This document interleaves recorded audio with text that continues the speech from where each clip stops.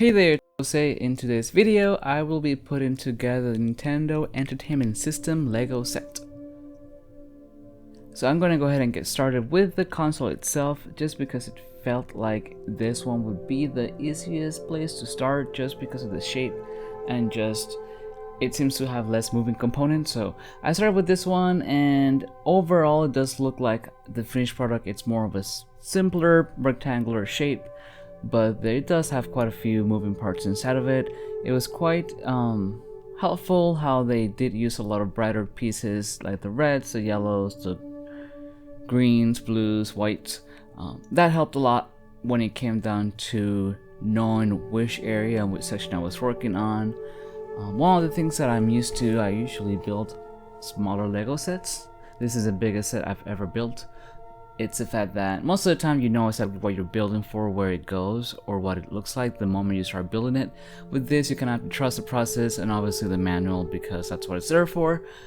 Because most of the inner working parts are a spring-loaded mechanism right here that allows for the cartridge to go down into the system. So a lot of it is just kind of like, okay, I'm just doing this because the book tells me to, but I'm not exactly sure where it's gonna go or how it fits into the whole process. So it's a little bit more complicated than I thought at first. But like I said, you know, you got the manual, so if you messed up, it's your fault. I do feel that if I were to try to build something like this myself without the manual, I would have approached things quite differently. Obviously, I wouldn't have had the same results, but it did feel while I was building it that parts of it were overly complicated until it actually goes together and you're like, okay, I see what they did there. Now, one of the things that I do have to say that I enjoyed about this build was the fact that it does have such a clean exterior to it, and it just looks so nice and smooth, and it also respects some of the shapes and forms that the original console had. It's not just like a block, just a rectangular. It does have some of the contours and shapes and indents and angles that the original console had. I did ended up going through and making sure I separated all the pieces that you needed to the steps, because sometimes you do use 5, 6, 7 Lego pieces per step, and it's a little bit easier to kind of lose track of that one single piece that you might have not noticed that was added on the picture in that step. So it was very important, for my opinion, that if you're doing something this big, is to make sure that you look on the top left where it tells you the pieces that you're using, so you pull those to the side and then you are able to correctly place all the pieces, because if you have it to the side, you know you're going to use it, and it makes it less likely for you to forget a piece. Now, around this part, it's coming quite together well, and you start kind of seeing more of the finished product and what it's going to look like. Now, I believe it's around here there is the number 7 bag. I have noticed I had 2 number 7 bags. I'm like, okay, sure, I have those 2 bags, but then I felt like I had some missing pieces, but I did not. There was actually a third small number 7 bag, so I was able to go through and actually finish. I kind of started freaking out a little bit. I'm like, okay, so this is the first Lego set that I bought that's this large and I'm missing pieces. That's not cool, but again, I just missed a bag, so keep an eye out for that. Here's a little cartridge, which is adorable. This is how it goes in the system, and now we are building the controller. Again, it was also the process of like, okay, this is a lot of bright pieces. I'm sure I'm gonna cover them up, but why are they so bright? Why are there so many of them? And you're like, okay, cool, here it looks just like it's supposed to. So here is the console itself. As you can see, the controller has a connector attached. Now it goes in there nicely. It comes off really easily, which I think it's beneficial to the fact that you are not going to be pulling any pieces from the set. That just kind of lightly falls off. And here is how the cartridge goes in. Now it's a little trickier. You gotta make sure it's in the right way and that you push down in the correct way in order for it to pop back up like the original console does. But once you kind of get used to it, it's pretty simple to remember, and it looks really cool, and it's really awesome how it actually has the mechanisms in there to make it behave like the original console did. Here's the little front flap. So I'm going to go ahead and put this to the side, and we are going to get started on the second booklet. So here it is. So this is going to be the small retro TV that has all the scrolling Nintendo Entertainment System Super Mario Brothers game in it. So here we go. Now this set did take me almost 6 hours. I think it came around like 5 hours and 40 minutes or a little longer than that. So I did feel like certain areas I was able to really like power through page after page after page, but then there's some other sections where I had to make sure I took my time to make sure everything came back together. The TV set, it was something that I wanted to make sure I took my time with, because since it has so many moving components and the rotating screen, I didn't want to mess that up and then have to take it all apart, because that would have sucked. Because not only is this a complicated build from my LEGO experience, if you mess something up and you have to take everything apart, it is hard to get back to where you were at. Because it's easy if you're going step by step, following all the steps one by one, but when you have to remove a large section to then fix something to try to put it back together, it's just complicated. You're putting it together in a way that it's not meant to be put together, and pieces might not align correctly, and something about this LEGO set, although it works great, everything's in a very precise, tight, small area. Like all the components, the gears, the turning mechanism just have barely enough room to turn. It just has the exact room it needs to for it to be functional. So I wanted to make sure that if I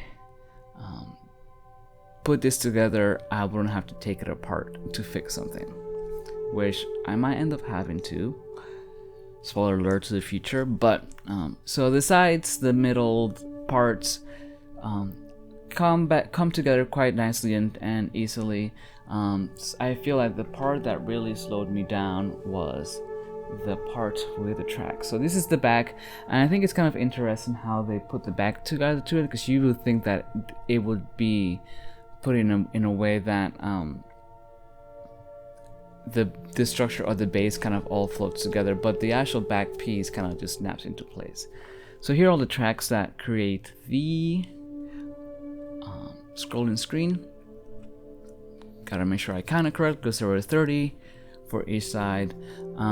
This took a while. This took a long time. I wouldn't say it was tedious per se, this section right here, but you had to do so many of these little dividers that go in between the tracks. But again, hey, it's part of the project, it's part of it. But I do feel that this is probably the most time consuming, or it felt like it was the most time consuming part of the project, just because what you're doing is boring. You're not seeing that much progress into the actual project compared to like the console. The more you did, the fastest you saw it coming together. This kind of just, you had a section put to the side, and then you had this big project in front of you. Obviously now we're building the spaces for the screen that are going to have the very iconic scenery of the Super Mario game. One thing that I have to say that was very crucial, there's a lot of parts where we're using a 1x1 square piece, either flat top or with a little nub, whatever the LEGO term for that is, I don't know. It was very crucial to make sure that that was aligned correctly and that it was not twisted or just at a different angle, because it just didn't look right. It just didn't look very good at all if all those pieces. And after you've been doing this for a couple hours, your fingers do start to hurt with all the little edges. And so I did feel like once I noticed that I had to make sure that they were aligned properly, just putting them down the right way the first time was the most important part. So here is the screen. Here I am fighting it to go into place, and I realized that something was wrong, so I was able to fix it.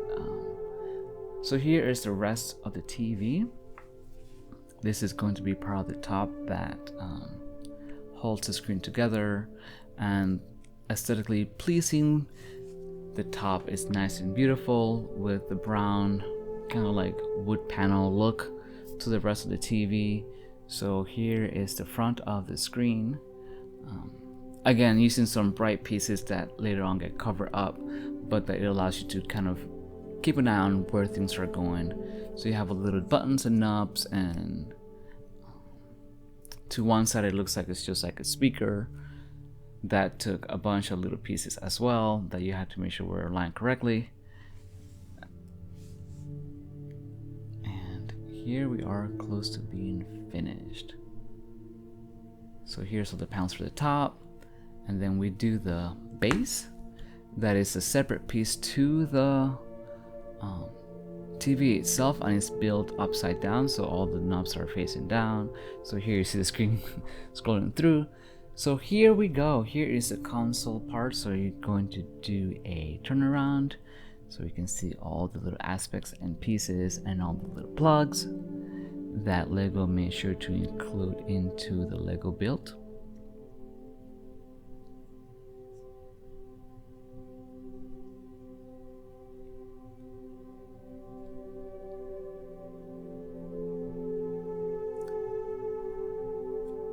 And now we have a closer look to the TV set with the scrolling screen.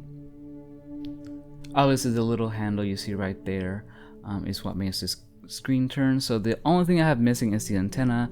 So this video is a little late to when it was released, just simply because the shipment got here a little bit later than I was expecting, and then I had my dog had surgery while I was building this from one day to the next, so I misplaced the little antenna.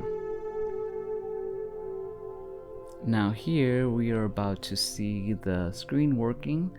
So as you can see, it scrolls by and Mario jumps up and down, and in this part right here it was working fine, but now he gets a little stuck and then just falls down. So I think I might have to adjust it a little bit, like the arm that holds him in place, but it's all done now. So let me know what you guys thought, and I will see you guys later. Bye. Thanks for watching my video. Make sure to like it, leave a comment below, and for more art related videos, go to my channel and subscribe.